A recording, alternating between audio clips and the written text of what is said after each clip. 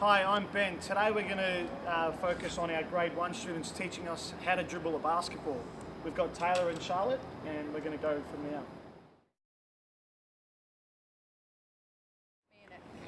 The first thing we're going to do is going to stand shoulder width apart, bend your knees a little bit, Taylah, and all we're going to try and do is bounce the ball and catch it.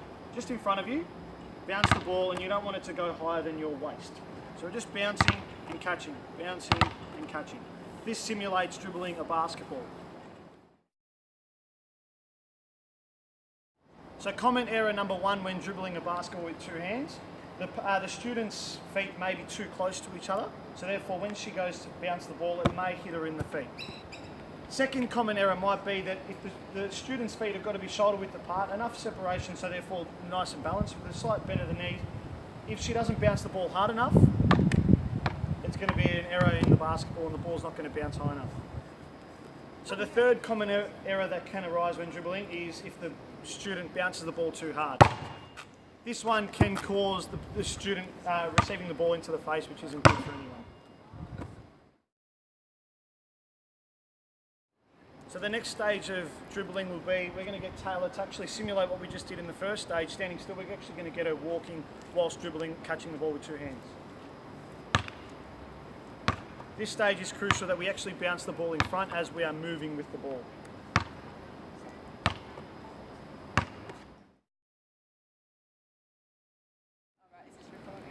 So, common error that will occur when we're bouncing the ball with 2 hands is the student will have a stiff back, not being able to actually lean over the ball and losing control of the ball. This error will occur when the student is walking, dribbling the ball, not bouncing the ball far enough out in front. Another common error that will occur is when the student is bouncing the ball too hard whilst walking, making the ball, we're losing control of the ball.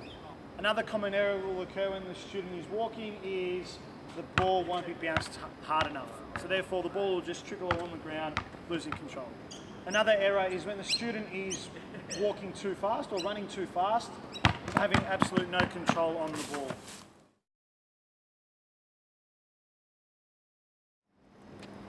Okay, so the next stage of dribbling a basketball is going to be one-handed. So we're going to get Taylah to stand shoulder width apart again. With the basketball this time, we're actually only going to bounce the ball with one hand.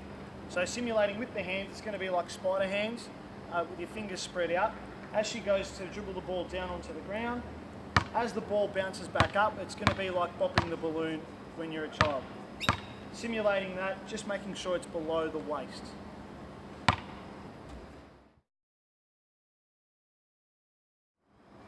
Common error number 1 for when dribbling the ball one-handed is having a rigid posture, being too stiff, not actually being able to give yourself the best chance to dribble the ball, as we can see with Charlotte here. The next common error would be the student's feet too close to each other, so therefore when actually wanting to dribble the ball out in front and below your waist, the student actually has to lean over and actually not seeing what's in front of her. So when dribbling the basketball, another common error will occur when the student goes to dribble the ball. We don't want to have a flat pancake hand as you actually have no control on the ball. Timing in dribbling, it is essential that we have control on the ball instead of just dribbling it going 100 kilometres an hour.